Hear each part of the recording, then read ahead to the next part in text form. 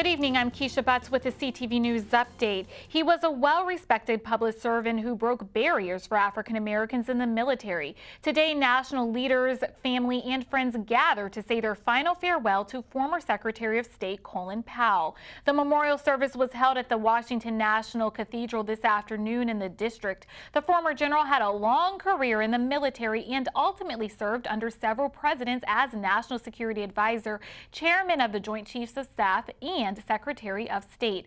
Leaders spoke fondly about Powell's down-to-earth personality and leadership skills. Never in 40 years do I recall his ever failing to either start or end his day by telling what Alma was doing, what Michael and Jane were doing, what Linda was doing, what Anne Marie and Francis were doing, what the grandkids were doing.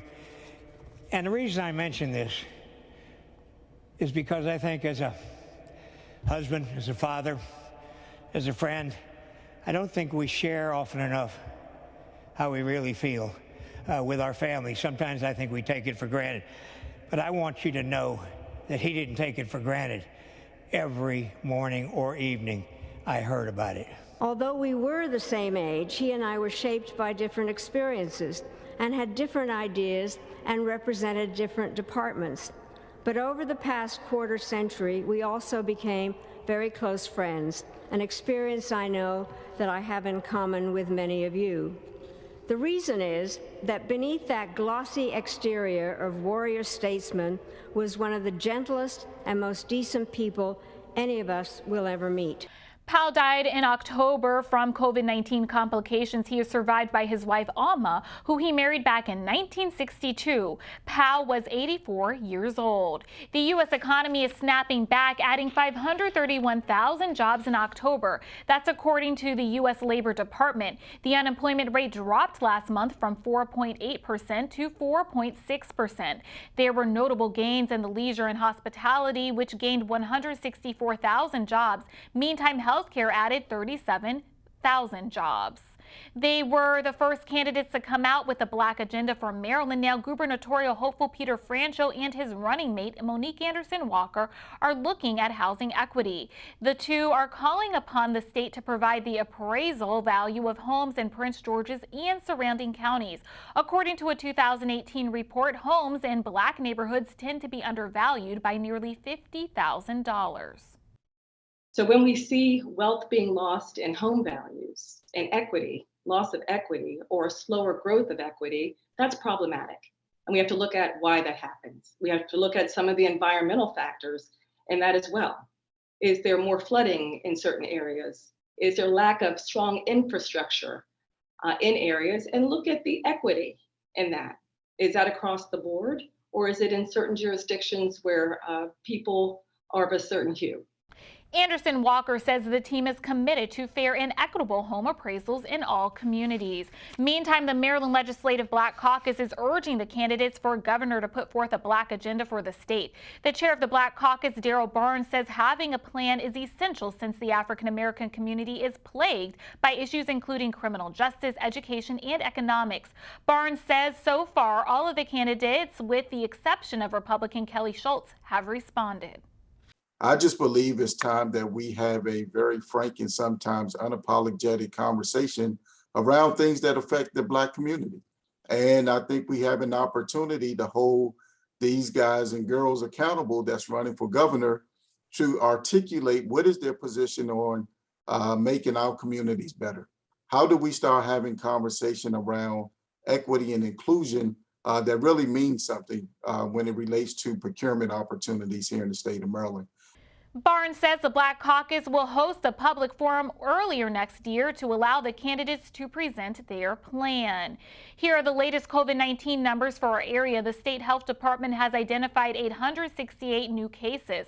Of those, 83 are in Prince George's County. The county's positivity rate is at 2.49%. 17 Marylanders have died of the disease since yesterday. 509 remain hospitalized. A drug maker announces a major development in the fight fight against the coronavirus. Pfizer says its COVID-19 pill reduces hospitalization and death by 89% in high-risk adults. The company says it will seek FDA authorization of the experimental antiviral pill soon. Its study surveyed 775 adults who were all unvaccinated and had mild to moderate COVID-19. You're watching CTV News. I'm Keisha Betts. We'll be back in just a moment.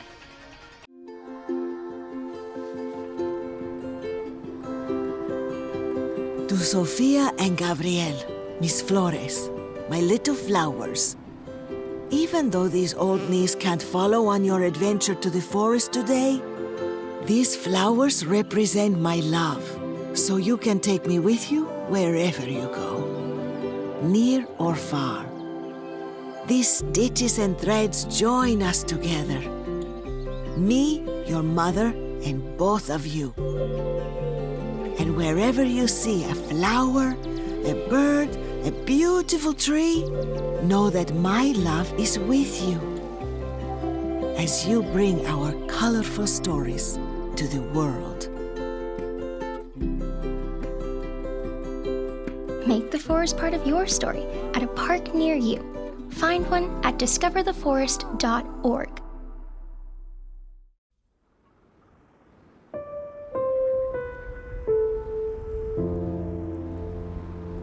We hear the stories of people forced to abandon their home.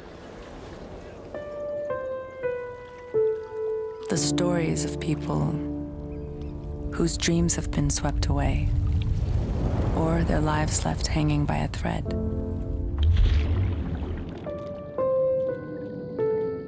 Or whose worlds have been blasted apart.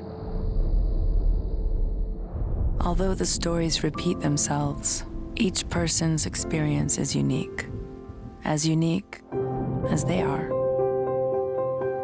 And whether it's care or community that people need, we're here to help them live a new chapter, to embrace what makes them unique, be a lifeline to the most vulnerable. Welcome back. Police need your help tonight locating a missing teenager. 14-year-old Maritza Dominguez was last seen October 26 around 7:30 a.m. in the 9700 block of Old Allentown Road. The teenager is 5'1" and 120 pounds, and she was last seen wearing a blue shirt and khaki pants. Anyone with information on her whereabouts is asked to call police. Daylight saving time ends this weekend. Be prepared to set your clocks back an hour and get an extra hour of sleep when you go to bed Saturday night. Clocks officially fall back on Sunday at 2 a.m. That means on Monday, if you get off work at 5 p.m., plan for it to be dark outside. Meantime, there is a growing movement across the nation to make daylight saving time permanent, although recent efforts in the Maryland legislature have failed.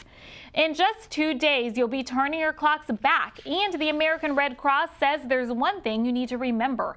Test your smoke alarms. The organization says you should install new ones if they're more than 10 years old. You should also replace the batteries if needed.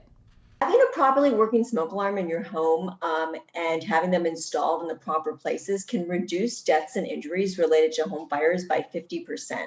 So you want to make sure that you have a smoke alarm installed on every level of your home, and you want to make sure that you have a smoke alarm installed inside and outside of sleeping areas as well. The American Red Cross provides free smoke alarms for families across the nation. Meantime, it's also urging you to come up with a 2-minute fire escape plan. Governor Larry Hogan makes recent delegate nominations official. He's appointed Democrat Faye Martin Howe to represent District 24 in Prince George's County, replacing former Delegate Eric Barron. Barron was recently appointed by President Biden as U.S. Attorney for Maryland. Howe worked for the EPA for more than 30 years before her retirement. A former top Maryland aide claims Governor Hogan backed his controversial payout. Roy McGrath, who briefly served as Hogan's chief of staff, claims the governor approved the large severance package he received from the Maryland Environmental Service. On Thursday, McGrath provided screenshots of text in which Hogan expressed support. The governor's office says it sent the messages before knowing how the package was negotiated. McGrath is accused of defrauding the agency into giving him a severance severance package worth more than $233,000. He faces criminal charges including misappropriation and wire fraud. And still to come on CTV News tonight, the Bowie State University Bulldogs get ready for Senior Day. The story and more after the break. Stay with us.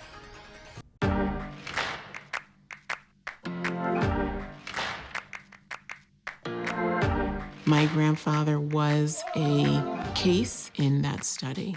He worked as a firefighter where the Tuskegee Airmen trained. He and I were phenomenally close. The syphilis study happened for 40 years. Penicillin was found to be the most effective treatment, but the men were denied the treatment.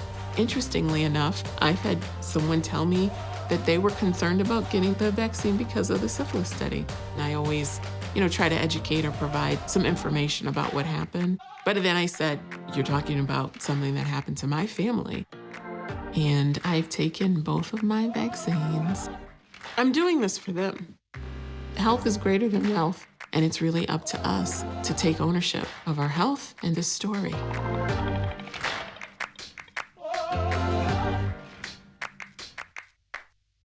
Thank you for staying with us. Police have released the identity of the person killed in Chillum earlier in the week. The victim is 31-year-old O'Shane Davis of Greenbelt. Investigators say he was shot Wednesday morning at about 9 o'clock in the 5700 block of 16th Avenue in Chillum.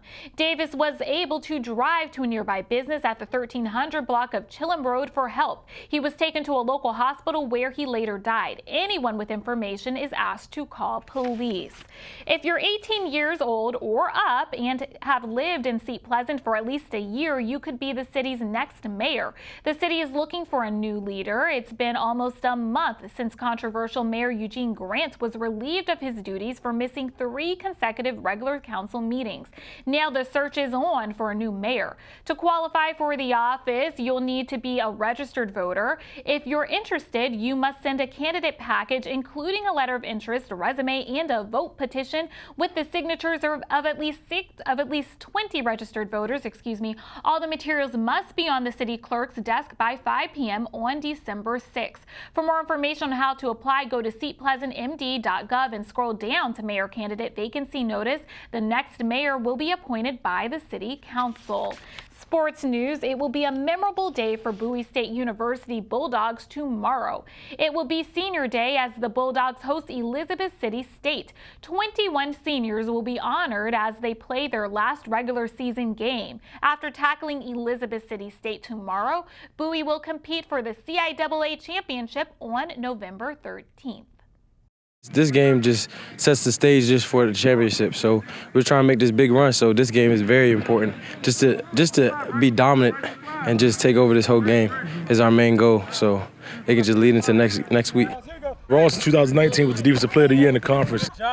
Now this guy is taking over. He's brought it to his sophomore season. He's pushing other defensive linemen and Joshua Pryor and Kendall and James Ballinger. Those guys are really getting after it up front. To prepare the same way we prepare for each other week, no matter if we know we're in the championship or not, we still got little things to touch up and fix up. Nobody's perfect. There's always room to get better, so that's what we're doing this week. Jerome has done a great job learning the playbook and really digesting the information, being able to get us in and out of every play, check different coverages and fronts, and take advantage of the things the defense has given us. It's easy when you got guys at each position that could just catch and do the things they do. It's not really just one guy. Like all our receivers, it's outstanding, and they can make any play, do anything they need to. All I gotta do is put the ball in the area. And with the running back running the ball the way he is, it just makes me throwing the ball much easier. They just putting everybody in the box. We just gotta take one step at a time, and we gotta win the day. So we just take game by game, and we're just trying to just do what we gotta do, just make our statement. The game kicks off tomorrow at 1 p.m. And now for the weather forecast tonight, partly cloudy with lows around 34. Saturday, mostly sunny with highs near 56 degrees. Sunday, cloudy skies with highs in the 50s. Monday, sunny with high temperatures in the low 60s. And now for the community calendar, the Parks Department is hosting a Walk with Ease hybrid event. That's tomorrow, November 6th at the Southern Regional Technology and Recreation Complex. The event starts at 8 a.m. Visit Parks Direct to register. And that's your CTV News update. I'm Keisha Butts. Have a good night.